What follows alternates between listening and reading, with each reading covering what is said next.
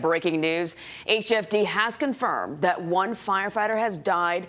4 other firefighters and a civilian were injured overnight. They were responding to an apartment fire in the McCully area.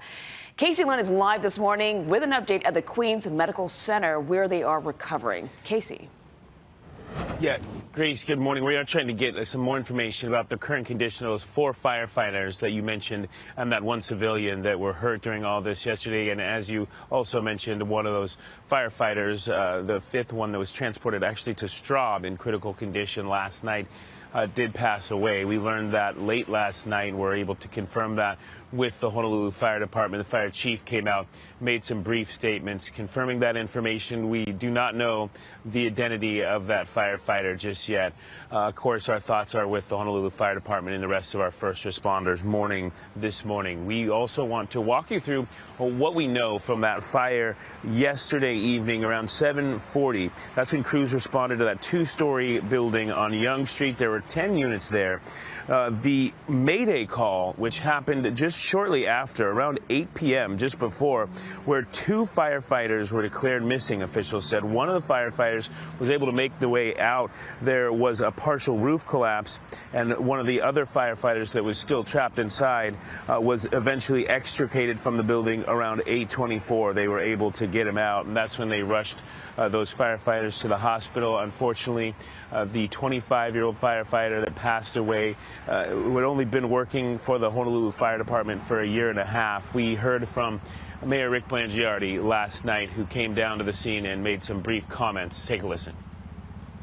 It's exactly what you hope wouldn't happen, happened. So to lose a firefighter who's tragically killed in response to a fire is a very somber moment for us. In fact, the last several weeks, going back to the plane crash and then certainly New Year's Eve and tonight, we're off to a tough start of this year. Here it is, a Monday night, a beautiful Monday night in Hawaii, and something like this happens. So it just goes to show that you never know. And these men and women stand ready each and every day, put their life on the lines. I say it all the time.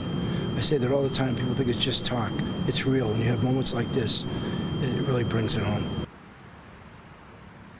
Now, while the exact cause of the fire is still being investigated, we haven't been told exactly how it started. We were able to speak to witnesses on the scene last night. One of them lived in that building. He tells us the resident who called 911 claimed he was cooking something when his apartment caught fire.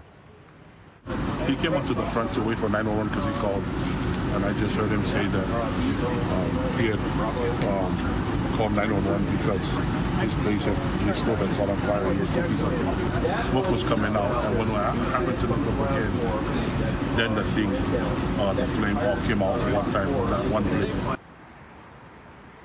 Now, volunteers at the American Red Cross were helping those affected residents in the 10-unit complex, making sure they had everything that they needed. McCully District Park was used as a shelter last night. I'm not exactly sure if anybody took advantage of that, but we know that this is a tragic thing, and that the last time the Honolulu Fire Department lost a member during in the line of duty was back in 2016. It was a rough water exercise, a training exercise off the waters of Diamond Head. So a sad morning here. We're going to continue to try and keep you updated as best we can. We have reached out to the Public Information Office with the Honolulu Fire Department, trying to give them some time to respond so we can get an update on the condition of those 4 firefighters and, again, a civilian that are still recovering this morning. Grace? All right, we're going to be checking back in with you throughout the morning here on Sunrise. Thank you, Casey.